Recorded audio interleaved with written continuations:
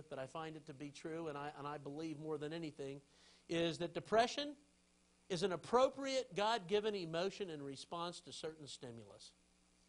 There's a definition from Pastor Dave. Depression is an appropriate God-given emotion in response to certain stimulus. Here's why I think that. It's easy to think depression is a bad thing, and it is. And we said that it was. And we said there's a lot of different types of depression. And there's severity in depression. It can tie people up. It can mobilize people. It can turn their mind against them. It can do terrible things.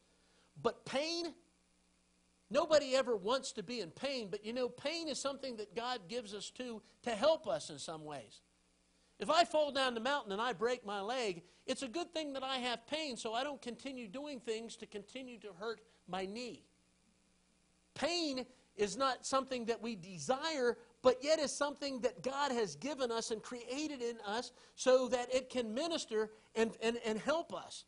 When I'm walking, or I've shared I walk around barefoot all the time. When I feel that sand spur in my foot, I know to go like this and get rid of it. Right? What if I didn't have pain?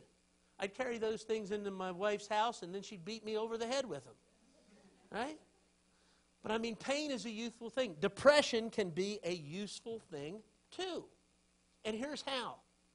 Not that the depression itself is a good thing, but that it can bring us to an understanding of things that are going on in our life that may not be fruitful for us to have or may hinder our relationship with God. Those things that we kick around, those things that we meditate, those things that bring us down that we have to deal with, if we can get a handle on those things and embrace those things and deal with those things and file them and categorize them and move forward in that, I'll be better off because of those things that's in there. If I embrace those symptoms, you know, well, I got the blahs. Well, what do I have the blahs from? What's going on in my life? It's amazing, you know, sometimes people come to me and I just don't feel right now. Well, you spend any time in prayer? No. You know, sometimes I think we experience these things because we dig a hole for ourselves.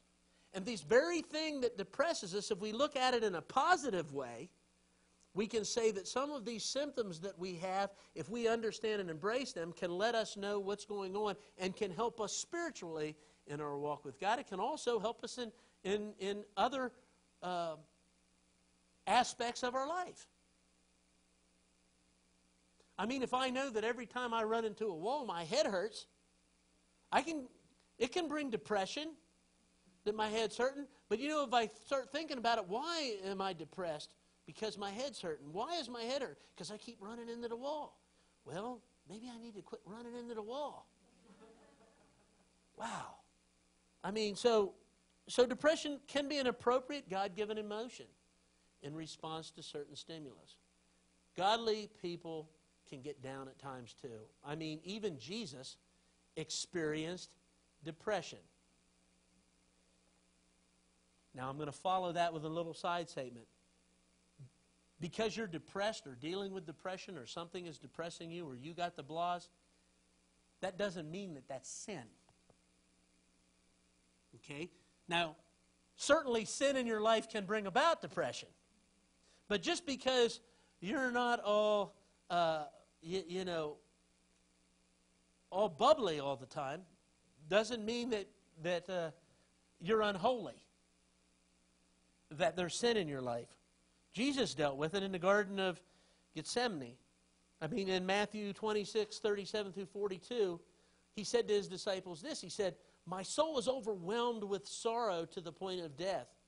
Stay here and keep watch with me." Going a little farther, he fell with his face to the ground and prayed, "My Father, if it is possible, may this cup be taken from me. Yet not as I will, but as you will." John 17. You can go in John 17 and you can see Jesus' prayer, and see Jesus' conversation with God as he's preparing himself to go forward to the cross.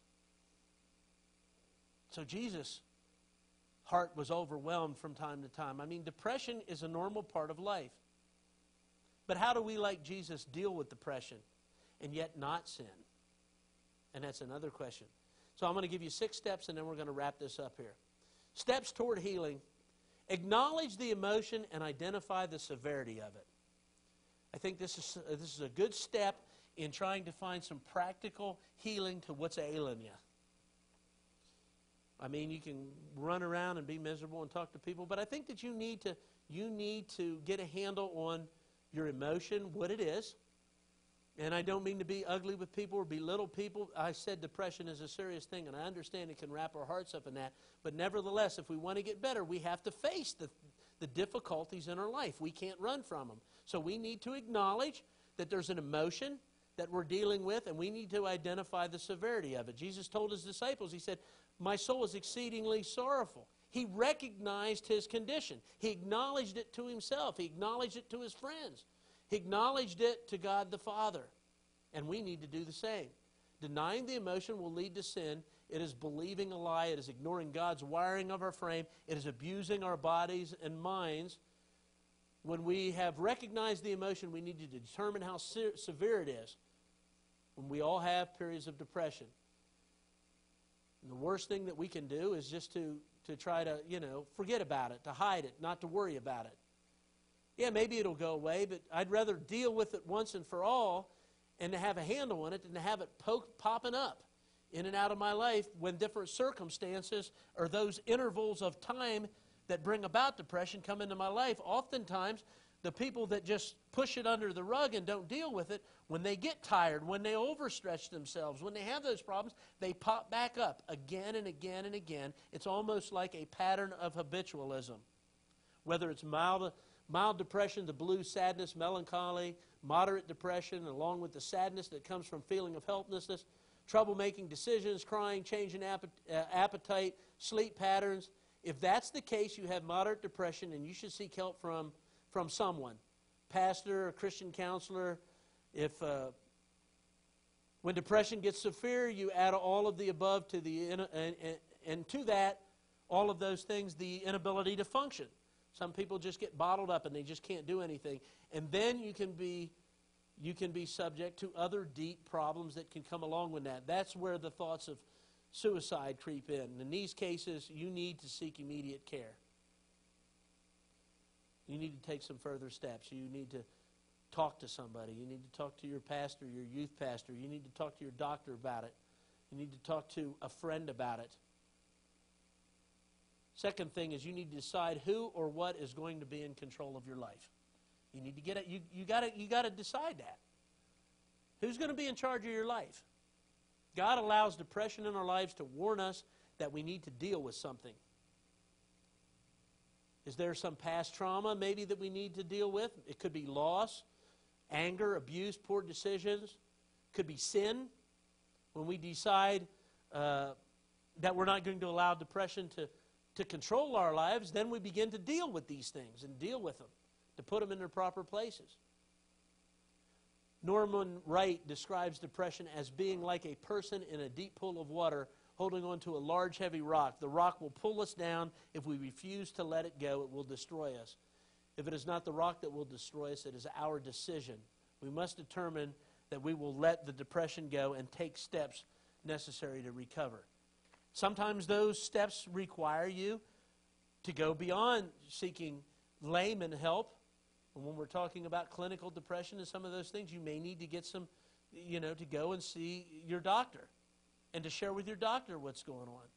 Especially if you're having some sort of psychosis or if you're hurting. Actually, when we get depressed, there are some things, and again, I'm not a psychologist. Some of you medical people in here maybe can help me, but I think they're called trichlorites that are in the back of your head that your body physically generates. Those things also, it's kind of interesting, I was sharing, sometimes when we're depressed that the mind actually can cause, physically can cause an increase in uric acid that brings about things like gout and some other things like that can come from depression. So being depressed can affect you physically, and again, you need to get help. So depending on the type of depression you have, don't just be somebody who's just not going to deal with it. You need to deal with it. God wants you to have a fruitful and abundant life. Jesus himself said, I have not come that you would have life, I have come that you would have life and have it in the full, John 10:10. He doesn't want us to, Yes, He wants us to have an eternity. He wants us to have a relationship with God. But He wants us to experience the fullness of life now. And if you're dealing with some of these disorders, you're not experiencing life in the fullness. And you need to, number 4, or number 3, share your concern with God. And then number 4, ask yourself, what is the depression telling me? Is this depression telling me something that I need to address? Depression doesn't have to be seen as a weakness. And that's, I think, what prevents people from getting help sometimes is when we are dealing with depression, some of us can consider it weakness, and we don't want to talk about our weaknesses with people. Something to be avoided. It can be seen as a messenger from God that something needs to be addressed. You know, God corrects us and disciplines us. His staff and His rod, they comfort us. They lead us by still waters. We need to identify the causes. There's usually more than one cause, too. Why am I feeling so down? I mean, these are fair questions to ask ourselves, aren't they? We need to get busy and make the changes that we need to make. Once the causes have been identified, we can usually see what needs to be done. My head hurts. Why? I run into the wall. Maybe I need to stop running into the wall. I'm depressed because I'm broke all the time. Why am I broke? Why don't I'm having financial problems. Why am I having financial problems? I'm not making enough of money. Okay, then that can be a hard one. You need to pray that God opens up the door for provision, gives you a second job or whatever. Or maybe it's because you order pizza 6 nights a week. Amen? I had a guy one time, Pastor Dave, I need some financial help, man. I'm struggling. I can't pay my bills. So we sat down with his checkbook, and I looked. The guy was spending like $400 a month on delivery pizza. You know, I mean, and you know he's going to have more issues than financial crisis. You know, going to have a lot of physical problems. Eating pizza 3 times a month. Or $400 worth a month. So we need to make the changes. We need to get busy and make some of them changes. We need to do what we need to do. And here's what I recommend, what God recommends. While you shouldn't be alone when you deal with depression, you should first be alone in prayer with God, though, however, and ask God to open up these doors to help you to understand these things. Here's something else, too, that I think was kind of neat. Check this out. Researchers at Columbia University conducted the study with 199 women at an in vitro fertilization clinic in Korea. Unknown to the patients and to their doctors, group of strangers from the U.S., Canada, and Australia were asked to pray for their success in getting pregnant. Pictures of patients in the test groups were sent to the people praying when the women began hormone treatment, and prayer continued for the next 3 weeks. No one knew which group was which until